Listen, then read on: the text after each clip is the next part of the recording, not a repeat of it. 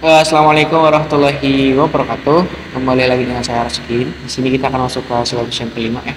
Di silabus yang kelima kali ini kita akan membahas tentang bagaimana cara implementasi code training pada weekend. Nah, kalau teman-teman nanya kenapa kita belajar weekend dan kenapa harus weekend gitu ya.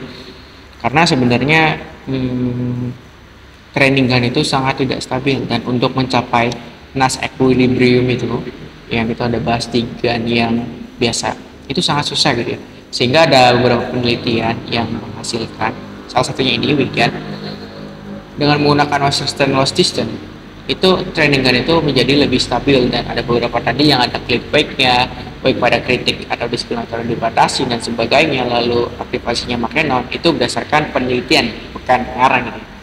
Jadi di situ saya mengikuti dari paper dari penelitiannya, jadi ya udah ikutin aja. Saya juga kurang tahu kenapa, dan si Western Stainless ini terinspirasi dari apa ya? Optimal Transform kalau nggak salah. Nah itulah kurang lebih. Nah kita lanjut bahas untuk trainingnya. Di sini seperti biasa, mark epochnya 300. Nah, kita nggak pakai early stopping, lalu looping aja for loop.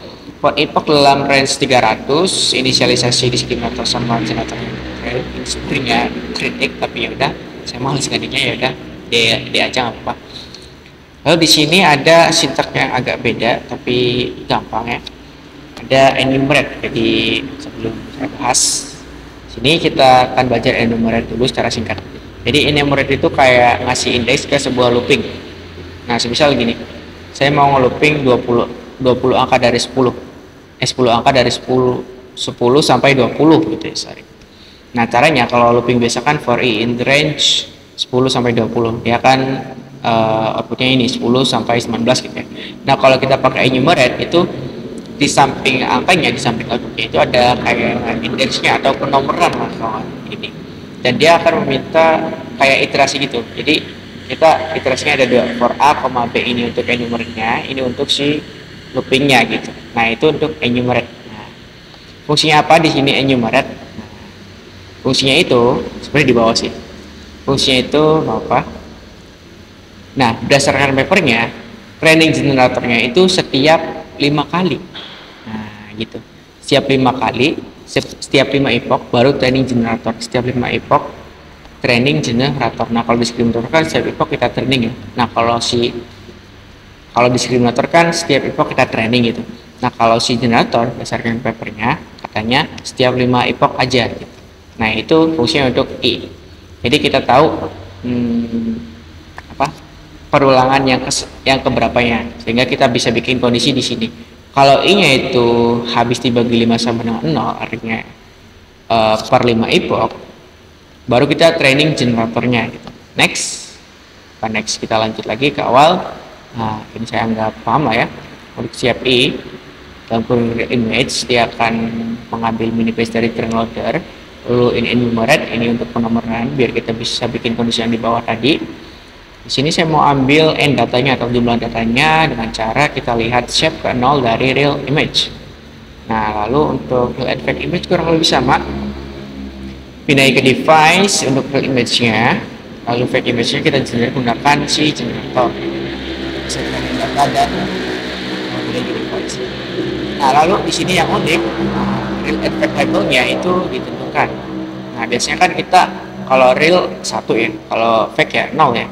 Nah kalau ini real itu kalau di papernya, paper Wigan Osterstenden itu label pada real itu harus min 1 dan fake itu harus plus 1. Nah cara yang gimana? Caranya gampang aja, tinggal kasih min di ininya, min torch.once berdasarkan n data kolom 1, artinya apa? 1 dikali min ya min 1 berdasarkan jumlah datanya dan kolomnya adalah 1 min device. Untuk fake nya karena plus 1 ya udah tinggal torch.once, dia akan menghasilkan angka 1 berdasarkan jumlah data dan berdasarkan kolom 1 kolom ya. Lalu untuk training diskriminatornya biasa kita zero grade terlebih dahulu biar nggak ada perhitungan gradient. Lalu dari outputnya masukin itu adalah diskriminator, masukin draw image-nya, dan di real loss atau perhitungan loss atau error Untuk real itu adalah criterion output, real, labelnya adalah real. Ini adalah ini. Dan untuk fake image masuk ke diskriminator, lalu labelnya adalah fake. Nah ini untuk training diskriminatornya ya. Ini untuk training real, nah ini untuk training fake.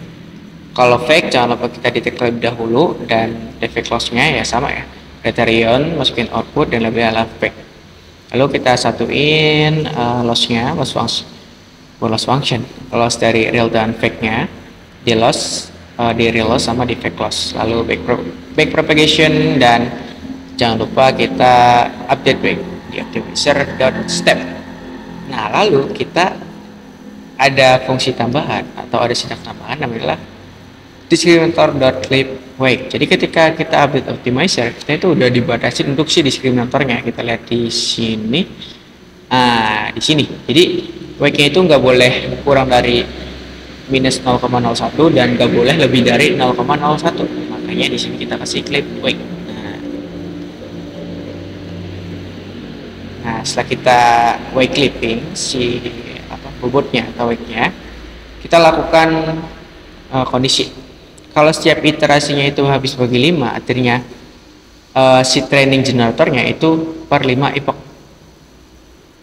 Bukan per 5 epoch, per 5 iterasi gitu. Misal kalau si diskriminator itu kan setiap iterasi di training kan. Nah, kalau generator itu setiap 5 iterasi gitu. Setiap 5 iterasi baru training generatornya. Ini kenapa ya kita ngikutin papernya aja dari si Wigan. Itu nggak tahu kenapa, cuma memang ada penelitiannya katanya training generatornya itu setiap 5 iterasi. Jadi ya udah, kita bikin kondisi setiap i habis dibagi 5 sama 0, kita baru training generator. Kita kosongkan dulu gradiennya atau zero grad dulu, bukan kosong sih, kita reset dulu gradiennya. Lalu untuk training generator kayak biasa dari fake image, fake image udah ada, masuk ke diskriminator, ini D, kita namain output. Nah lalu kita labelin real. Generator loss sama dengan criterion output labelnya adalah real. Lalu back propagation, lalu update wake. Nah lalu sisanya reporting deh sama. Kalau epochnya itu habis dibagi 5 sama 0, ini juga sama ya kayak ini. Kalau ini kan per epoch ya, kalau ini per iterasi. Nah inilah fungsinya enumerate tadi. Jadi kita tahu iterasi keberapa biar bisa menjalankan generator per 5 iterasi gitu ya. Ini sama untuk reportingnya. Dia akan menampilkan epoch keberapa, lalu 5 angka di belakang koma untuk dilas dan cilosnya. Lalu untuk setiap 15 epoch itu generatornya evaluasi, lalu si epochnya itu di convert menjadi string dan zero fills 4, biar ininya itu rapih gitu ya foldernya. Zero fill masih ingat kan ya? Zero fill itu ya kayak misalnya gitu ya. Jadi biar nggak beraturan. Lalu untuk fake image-nya kita tinggal generate aja dari si generator. Kita masukin 64, device. Lalu kita save image-nya. Kita rubah dulu menjadi ECHW lagi karena kita normalisasi min 1 sampai 1. Ya udah kita normalisasi balik fake image.view min 1 sampai 1 28 kali 28, lalu disimpan dalam folder output, folder Wigan dengan epoch ke berapa .jpg dengan jumlah barisnya itu 8, jadi satu image itu ada 8 generate image dan normalisasi sudah mengantuk. Nah lalu si ininya diskriminator sama generatornya kita save di model Wigan diskriminator.pth dan si generatornya model Wigan generator.pth. Nah ini untuk trainingnya, hasil trainingnya. Nah